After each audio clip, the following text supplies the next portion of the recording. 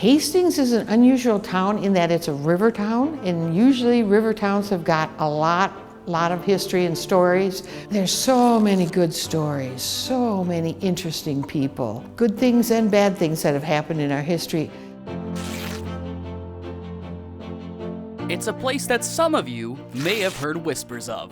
Hello, my name is Cindy Thury-Smith, and I am the curator of the Hastings Pioneer Room, how the county grew up, how the city grew up, and also the people who've lived here. The homegrown museum on everything in Hastings that started in the attics and garages of local residents. Well, actually it got started because there were people in Hastings who had saved a lot of newspaper clippings, and they just had many documents.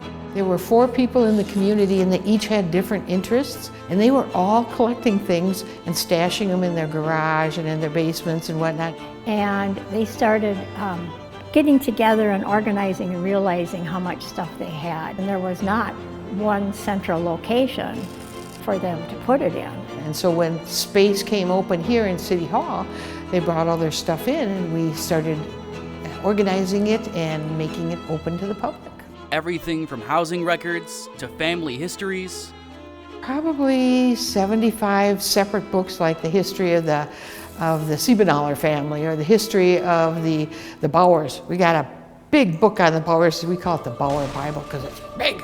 And even the history of manufacturing in Hastings, like how it was once a major producer of Gumby and Pokey toys. Because that was a really historic thing for Hastings, to take those old buildings that were a factory, a couple different factories through the years, and turn it into a whole different idea. A hotel, a conference place. Now is the best time to go to the Pioneer Room, with a special exhibit that's perfect for an autumn afternoon.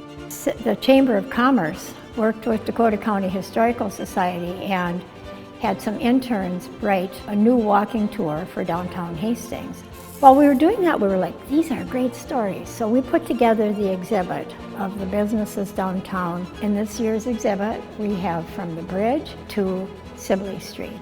Although it is a reference library only, the curators here will happily discuss all the unique Hastings artifacts that are housed and displayed right in City Hall.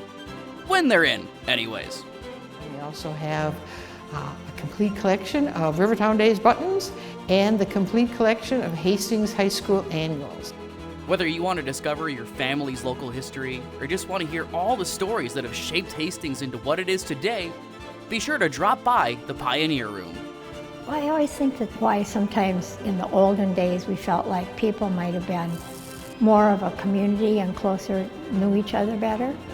And it's just a sign of the times. But it helps us understand some of that, I think. It ties you to a place when you know a little bit about your history of the town you're living in.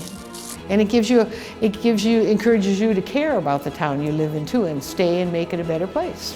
For HCTV, I'm Ian Andrusak.